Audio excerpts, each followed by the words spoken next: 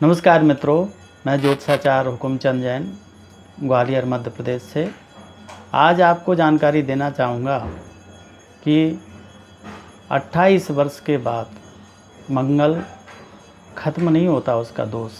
कहते हैं कि 28 वर्ष के बाद जिस लड़के या लड़की की कुंडली में मंगल होता है वह समाप्त हो जाता है उसका दोष, और फिर बिना मंगली वाले वर या कन्या से उसका विवाह कर देने से मंगल का कोई दोष नहीं रहता।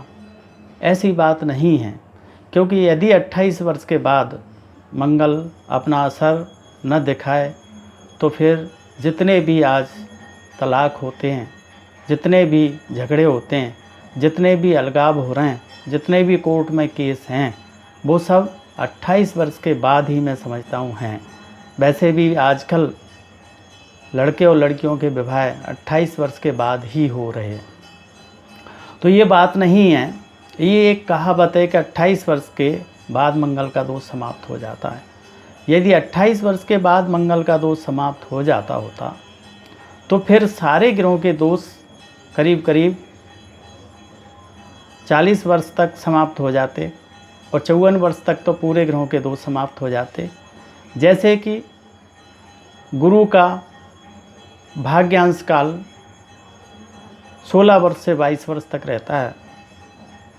जब भाग्येश गुरु होता है या भाग्य स्थान में बैठा होता है तो वो अपना फल 16 वर्ष से 22 वर्ष तक वो अपना भाग्यांश काल है देता है। इसी प्रकार से सूर्य का फल 22 से 24 वर्ष तक, चंद्र का फल 24 से 26 वर्ष तक, शुक्र का फल 26 से 28 वर्ष तक, और मंगल का भाग्यांश काल 28 वर्ष से 32 वर्ष तक होता है। ये भाग्यांश काल होता है। ये पूरा अगर शुभ होता है तो अपना फल देता है, और उसके बाद में 32 से 36 वर्ष तक बुध अपना फल देता है, वो भाग्यांश काल होता है उसका। और 36 से 42 वर्ष तक शनि का होता है, और 42 से 46 वर्ष तक राहु का होता है, और 46 से 54 वर्ष तक फिर केतु का भाग्यांश काल होता है। यदि इस समय ये इनके असर ख़त्म हो गए होते तो जीवन की गति रुक जाती। तो ऐसा नहीं है। जिस वर या कन्या की कुंडली में मंगल पहले स्थान पर, ये पहले स्थान पर, चौथे स्थान पर, 7वें स्थान पर, 8वें स्थान पर और 12वें स्थान पर होता है तो वह वर कन्या मंगली कहलाती है। इसी प्रकार चंद्र कुंडली से भी प्रथम स्थान पर, चौथे स्थान पर, 7वें स्थान पर, 8वें स्थान पर और 12वें स्थान में यदि मंगल होता है तो वर या कन्या की कुंडली मंगली कहलाती है। और वर की कुंडली में शुक्र से भी पहले स्थान पर, चौथे पर, 7वें पर, 8वें पर और 12वें स्थान पर यदि मंगल है तो वर की कुंडली ये 3 प्रकार से मंगली कहलाती है। अब इन्हीं स्थानों पर किसी कन्या के जिससे विवाह होना कुंडली मिलान किया जा रहा है, उनके भी लग्न से पहले स्थान पर, चौथे स्थान पर, 7वें स्थान पर, 8वें स्थान पर या 12वें स्थान पर मंगल लग्न कुंडली से और चंद्र कुंडली से भी होना चाहिए, तो वह मंगल के दोष को समाप्त करता है। और यदि नहीं है तो मंगल दोष समाप्त नहीं होता। तब ऐसी स्थिति में बहुत दिक्कत आ सकती है।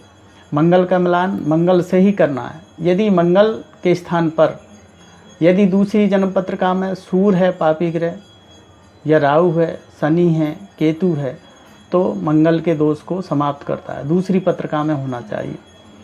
तो लेकिन मंगल 28 वर्ष बाद समाप्त कर देता है, ऐसा नहीं है।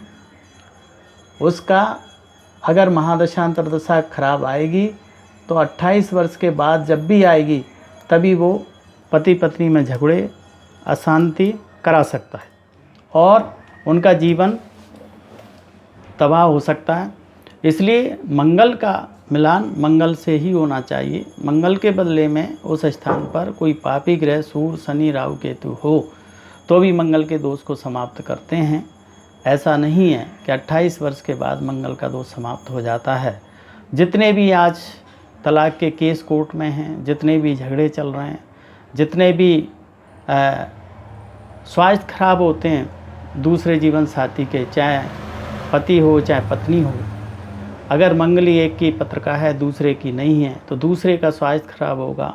ज़रूरी नहीं है कि तलाक हो, ज़रूरी नहीं है कि उसकी मृत्यु हो जाए, मृत्यु भी हो सकती है, तलाक भी हो सकता है, दोनों में झगड़े भी रह सकते हैं और स्वास्थ्य भी खराब हो सकता है। मंगल ऐसा बुरा असर देता है।